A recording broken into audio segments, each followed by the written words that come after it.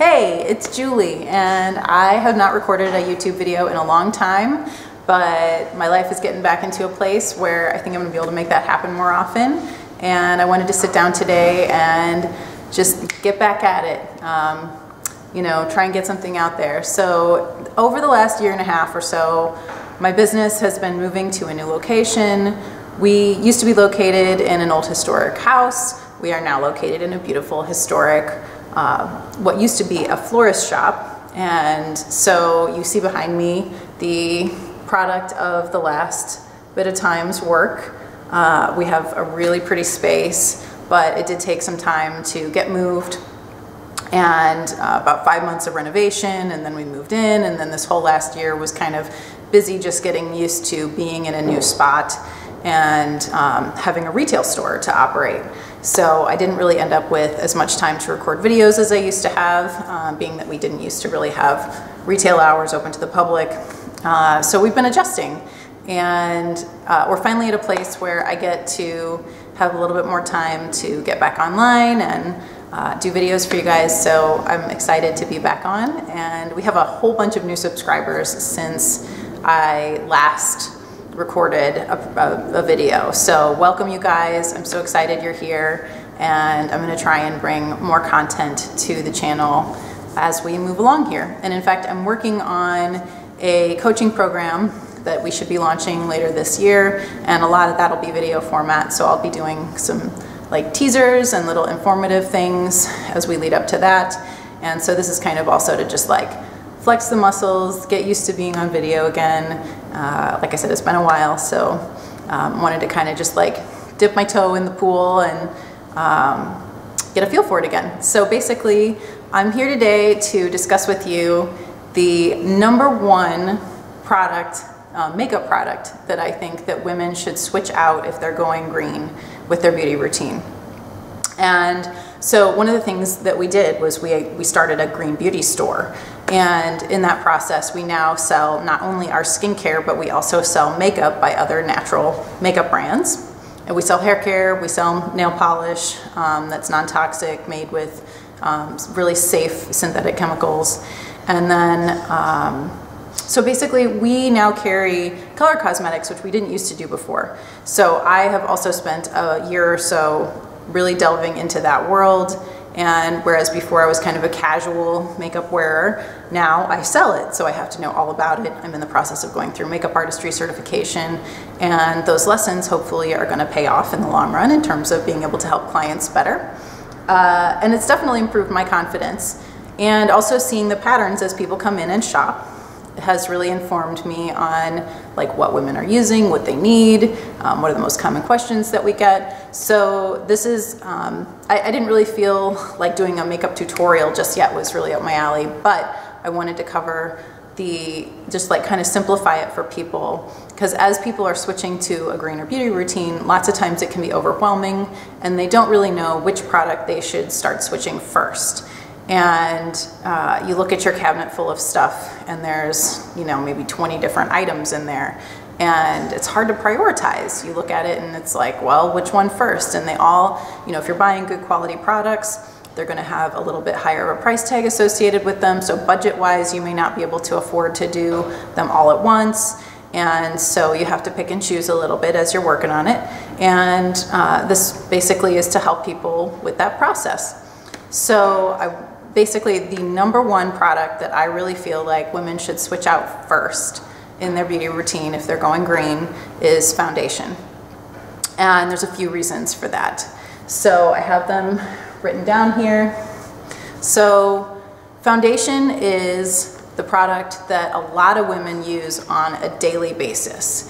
And most women are wearing it if they go to work. In fact, like lots of times people are wearing just foundation and maybe mascara or eyeliner, just keeping it real simple, just something to even out the skin tone. So that means that you're wearing it frequently. And if you're using a more synthetic or toxin-bearing foundation, then that means you're getting exposed to that many more chemicals that could be compromising your wellness. And so that's obviously not ideal. Now, if you think about like a lot of the women here locally don't necessarily wear eyeshadow on a daily basis.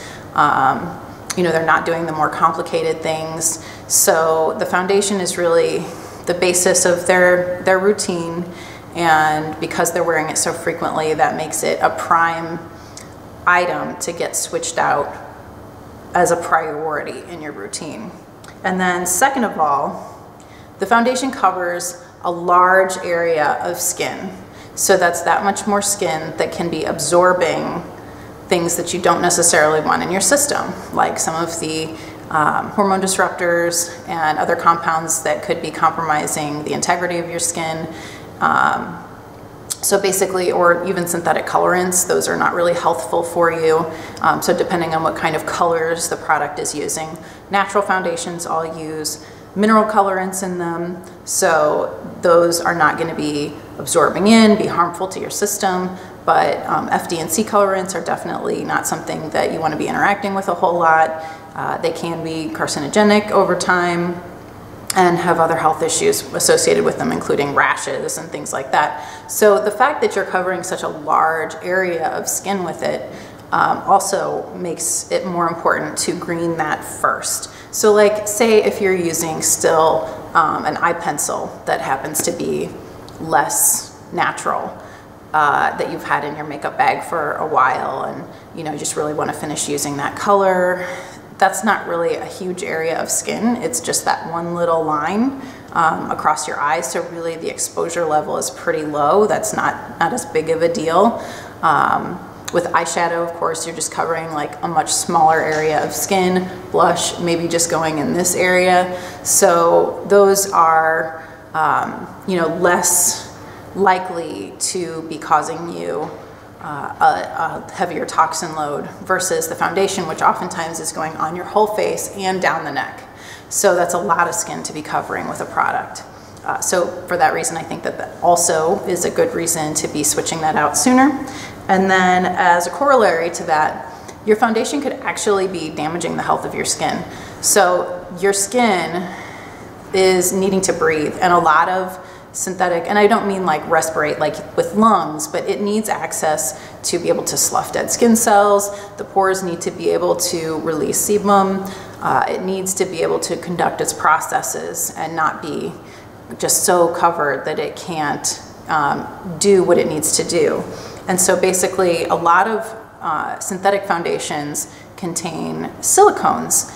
And silicones are something that makeup artists love. It actually really does help with making the makeup itself often sit more evenly on the skin, especially if you have any little fine lines. Silicones will prevent that from settling into the fine lines a lot better. So it's in a lot of primers, and it's also in a lot of foundations because it can help with dispersion of colorants. So silicones really are a problem for people with acneic skin. And so your foundation could actually be causing your skin problems that you're wearing the foundation to cover in the first place. And this is something that I see happening all the time. And this is actually one of the primary reasons that we wanted to sell makeup, is because so often we were selling people skincare and then they're covering it up with a synthetic foundation, and the foundation itself is causing more skin problems, so they don't get to see the benefit of the actual good skincare that they're using. And they may think that they have skin problems, but actually they're just using the wrong product for their skin. It's something that's not friendly to their skin. And silicones are one of those things that there's a lot of debate out there about, but if you look, and a lot of the discussion, like the study resources don't necessarily directly you know, show that yes, silicones cause acne, but there is a lot of anecdotal discussion. If you talk to people that have used products, oftentimes you will see them reporting that immediately after they started using something, like within the next 2 to 3 days, there's a breakout. And for me, that's the case. I really can't use anything that has silicones, and as a result, like everything that we carry here in the store is silicone free. And if I wear something that has a silicone in it, I can do it for maybe 1 day at a time. But if I do it for 2 or 3 days at a time in a row, which usually people are doing with their foundation if they're wearing it every day to work, or even on the weekends, you know, to go out and do something, then your pores are just getting really clogged up. and I would get breakouts in areas where I don't usually break out. Usually if I break out, it's on my chin and it's just cyclical. But the last time that I used a silicone containing product, and it was a sunscreen that was otherwise natural, and silicones are a safe synthetic in the sense that they're non-toxic. They don't absorb into the skin. There's really no worry about them like toxifying your system. But I got a really bad breakout on my cheek, deep, like painful, the kind that I don't usually ever get anymore.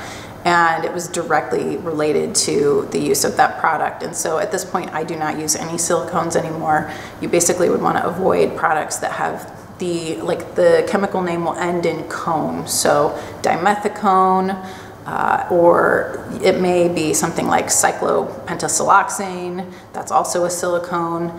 But you can look for products that are just free of those types of compounds. And I'll try and make a little list in the video description of compound names to avoid if you are, prone to acne. Some people can use them just fine, but other people that have breakout prone skin, I really recommend steering away from those. And as well, in a lot of synthetic foundation products, there's tons of other irritants. So the preservatives could be irritating your skin, all kinds of other stuff, the synthetic fragrance and what's in that. So whether you have like redness or flakiness or other issues that you're trying to cover with the product itself may be causing that. So that's one of the big reasons that I really would love to see more people switch to a more natural product, because there are some very simple options out there that, things like the mineral foundations that are out there that are just powdered minerals. Those are great for people with sensitivities, very easy to use.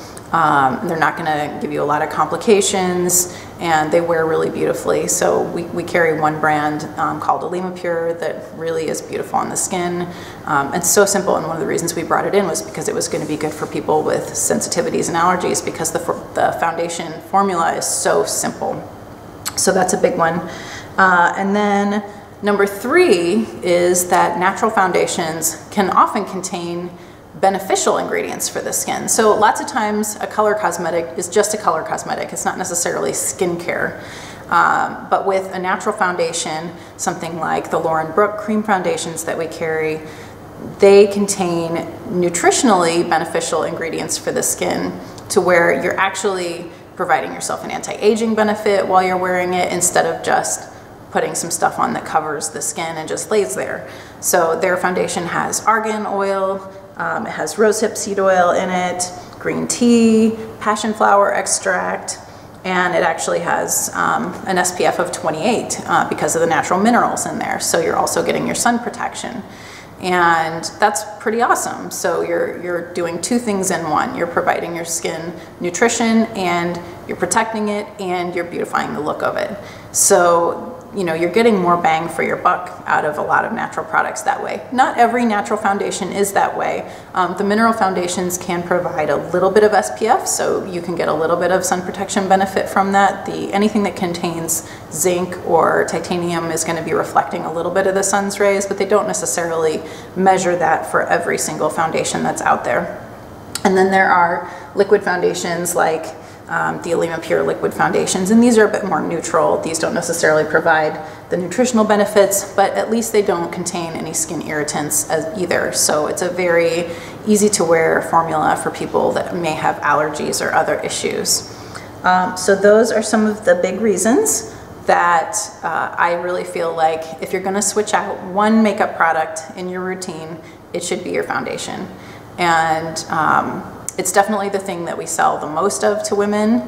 We get a lot of people in for foundation matching, and it's the thing that people refill the most. So I know, ladies out there, you are using it on a regular basis, and because we see it happening, we see it coming back. And I would like to get more people switched onto something that's going to be better for their skin and provide them really that awesome look that they're going for. And I mean, realistically, if you wear something that's really good for your skin on the days when you do wear it, then your skin's going to look better on the days when you don't want to wear it. So that's another big reason I think that this should be your first change out, because really everybody wants to have just good skin. You don't necessarily want to be looking at foundation all the time. You want to be looking at your beautiful skin. And so using the right foundation can actually help you not have to wear it as often because you're taking better care in total of your skin. So I really appreciate you guys sitting with me for this and tell me what you think. I'm interested in your opinions and thoughts too. I mean, this is just an opinion. So if you would like to comment and tell me what your first product that you switched out in your routine was, and if there's things that you're still needing to switch out, and you know, if you have a plan for doing that or what you're trying to do, all that stuff I'm interested in and would love to hear from you more what you think about that. And I'll be recording more videos soon, and I really appreciate you guys, and thanks so much. I'll talk to you again soon.